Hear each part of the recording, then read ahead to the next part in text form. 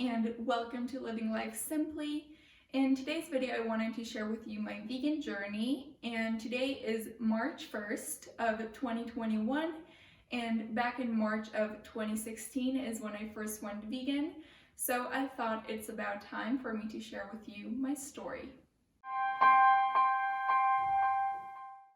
Since I can remember myself, I always was disgusted by raw meat, whether it was at the supermarket or at home when my mom would cook it. And I think this was because I knew that someone had to die for me to eat it. And I didn't think that was right.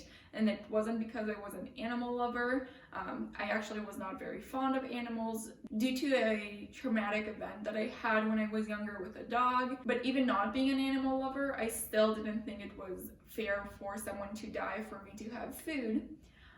With that said, I was a very picky eater, so I would eat mainly meat, eggs, dairy, as well as some carbs, fruit, and the only vegetables I would be willing to eat were cucumber and tomato, and I didn't eat any legumes, so I was definitely very picky with my food, and I didn't even know that not eating animal products or animal byproducts was an option. I never really ate fish. I did eat tuna until maybe around 3rd grade when I read on a tuna package that it may contain dolphin, and dolphin was and still is one of my favorite animals. So I definitely didn't want to consume that, so I stopped eating that.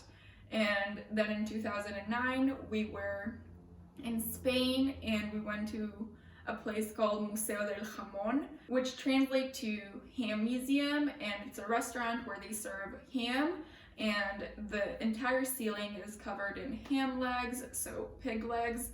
And I was disgusted. I was not willing to go in, definitely also not to eat it.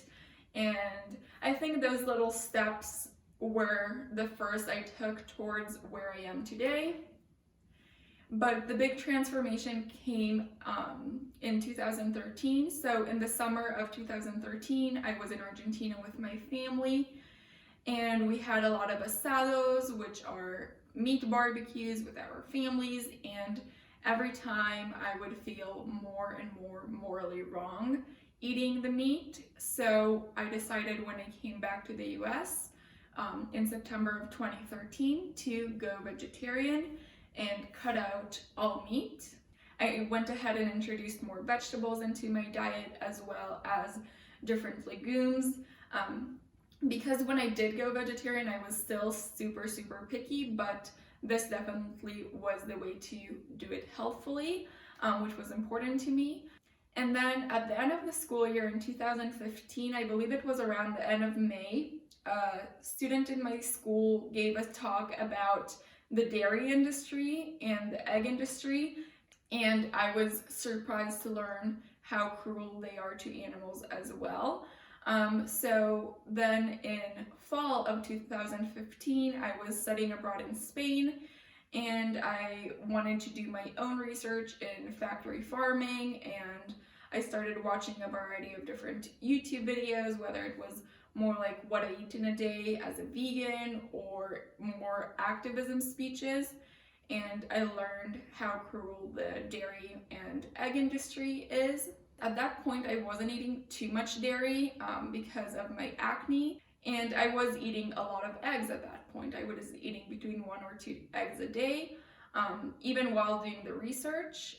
And at that point, I kind of decided with myself that once I go back to the US, I will definitely be going vegan, and that is what happened. So I returned to the US at the end of February, and at the beginning of March, I went vegan. And honestly, it wasn't too hard. I was very lucky that my dad had gone vegan a few months earlier than me, and my mom went vegan a few months after me. So we had a lot of great, delicious vegan food that my mom would cook for us, and I never felt like I was missing out on anything.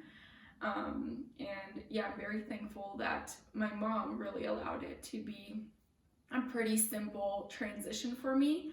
by cooking a bunch of delicious food. And after going vegan, I learned that veganism is definitely more than a diet. It is not just eating plant-based, but rather not supporting any entertainment that is making animals suffer, as well as not buying any products that are made from animal skins, or also not buying any beauty products that were tested on animals or include non-vegan ingredients. And I also actually learned how to love animals, and this was a process that I think first started by me really getting to see how compassionate, smart, and loving my dog is, and I got to experience that firsthand.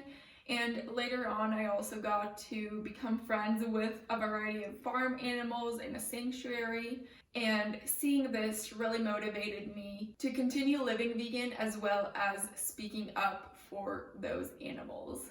And then about 8 or 9 months after I became vegan, I actually decided to start this channel.